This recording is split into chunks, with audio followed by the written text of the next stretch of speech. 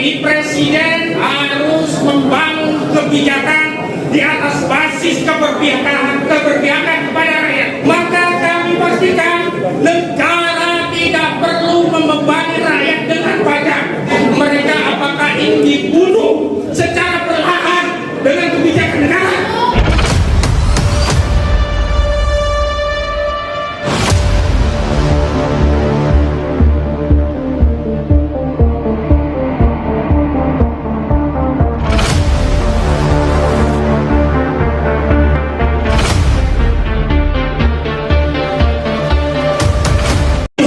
Assalamualaikum warahmatullahi wabarakatuh.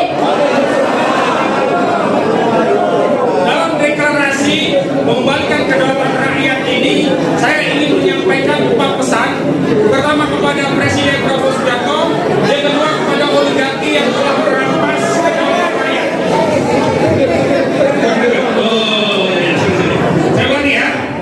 Dalam forum ini saya ingin menyampaikan 4 pesan, baik kepada Presiden kita Bapak Prabowo Subianto, dan yang kedua juga kepada oligarki yang dalam pertemuan sejumlah tokoh nasional beberapa waktu lalu dikeluhkan mengganggu negara kita, mengganggu ekonomi kita, mengganggu keuangan Republik Indonesia.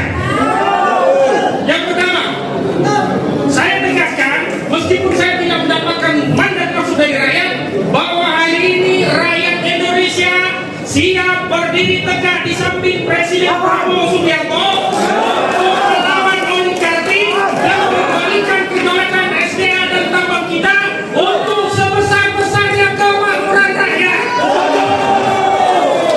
Dalam forum yang mulia ini saya tegaskan, jika Bapak Presiden tidak berani menyampaikan kepada masyarakat terbuka siapa yang kaum oligarki yang telah memiskinkan rakyat kita, di antaranya itu adalah Antoni Saleh, di antaranya adalah Aguan Subianto Kusuma, di antaranya adalah Franky Wijaya, Mutahir, dan seluruh oligarki yang lainnya yang Anda bisa search di Google hari ini.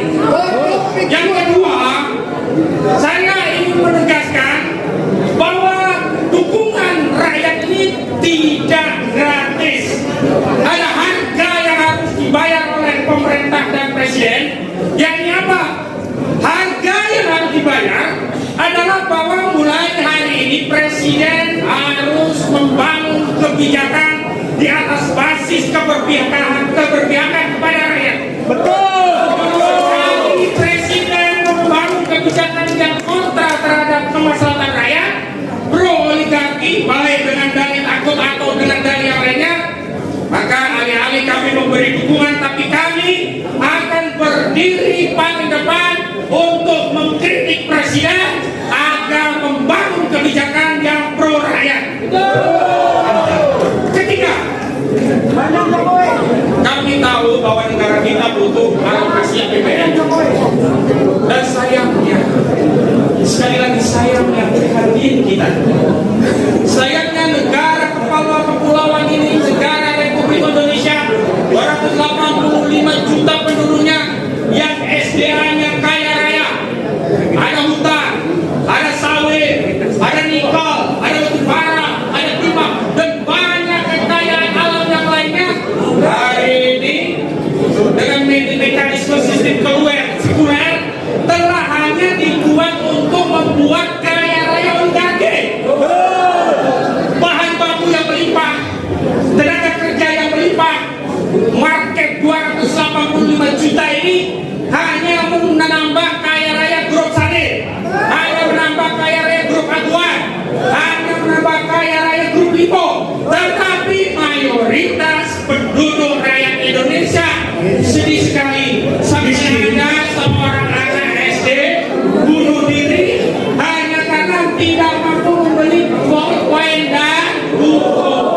Luar biasa. Dan yang keempat terakhir, jika negara ini mengelola SDM kita dengan baik, menerapkan ketentuan pasal 33 ayat 3 yang menegaskan bahwa bumi, air, serta seluruh kekayaan yang terkandung di dalamnya dikelola oleh negara dan digunakan untuk sebesar-besarnya kemakmuran rakyat, maka kami pastikan negara tidak perlu membebani rakyat dengan pajak. Dalam hitungan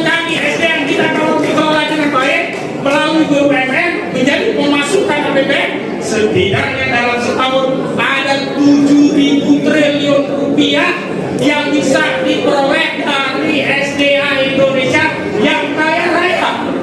Hari ini APBN kita berapa? Cuma 3.500 triliun.